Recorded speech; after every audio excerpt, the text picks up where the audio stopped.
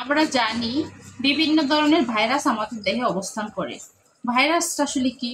ভাইরাসটা হলো একটা অতি ক্ষুদ্র জীব, যেটা খালি চোখে দেখা যায় না, তবে এটা জড় এবং জীব দুইটার মধ্যে অবস্থান করতে পারে।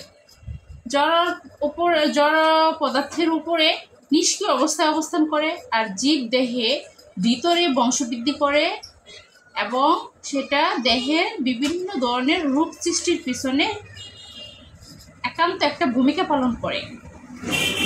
তাহলে ভাইরাসটা কি? ভাইরাসটা আসলে খালি চোখে কেউ দেখতে পারে না। ভাইরাসটা জীব দেহের ভিতরে অবস্থান করে, সেখানেই বংশ বিস্তার করে, সেখান থেকে বিভিন্ন ধরনের জটিল জটিল রোগের সৃষ্টি করে। ভাইরাস দ্বারা আক্রান্ত কিছু রোগ আমরা জানি। চলুন জেনে নেই ভাইরাস আক্রান্ত কিছু রোগ এবং কোন ভাইরাসের কারণে কোন রোগ সৃষ্টি হয়। চলুন আজকের ভিডিওতে এই ব্যাপারগুলো আমরা জেনে নিই। প্রথমত বলেই দিয়েছি ভাইরাসটা কি, ভাইরাসটা কখন কিভাবে মানুষের দেহে প্রবেশ করে।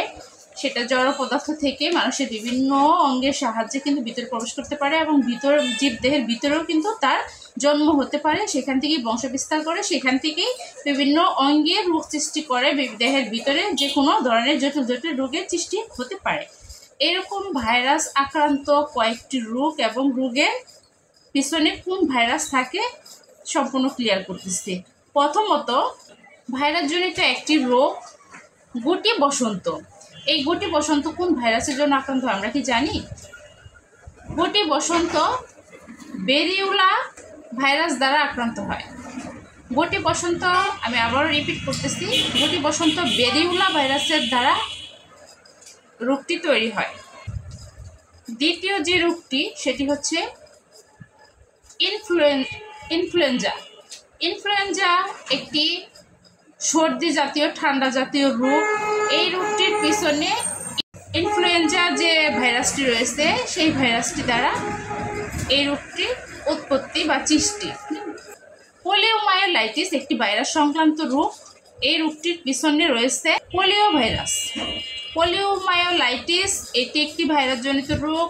এইটির পিছনে পোলিও ভাইরাস নামে একটি ভাইরাস কাজ করে। হাম এটিও কিন্তু একটি ভাইরাস সংক্রান্ত রোগ। এই রোগটির পিছনে মিসলস ভাইরাস নামে একটি ভাইরাস কাজ করে। জলাতঙ্ক এই রোগটি র্যাবিস নামক যে ভাইরাস রয়েছে সেই ভাইরাসের দ্বারা সৃষ্টি হয়। আমি এখানে 5টি ভাইরাস এবং ভাইরাস সংক্রান্ত রোগের কথা বলেছি। ভিডিওটি যারা দেখেছেন অবশ্যই আপনারা ভাইরাস এবং ভাইরাস সংক্রান্ত রোগগুলো একটু হলেও চিনতে পেরেছেন। যারা যারা আমার এই ভিডিওটি দেখছেন অসংখ্য ধন্যবাদ জানাচ্ছি এবং ভিডিওটি সম্পূর্ণ দেখার জন্য ধন্যবাদ জানাচ্ছি। আমার ইউটিউব চ্যানেল তুহা হোমিও হল, এই চ্যানেলটিতে প্রতিনিয়ত শিক্ষণীয় বিভিন্ন হোমিওপ্যাথিক মেডিসিন, হোমিওপ্যাথিক চিকিৎসা এবং আনুষঙ্গিক স্বাস্থ্যবিধি নিয়ে টিপস দেওয়া হয়।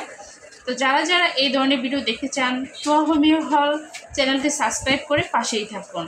আজকের মতো এখানেই শেষ করব। সবাই ভালো থাকবেন, সুস্থ থাকবেন। আল্লাহ হাফেজ।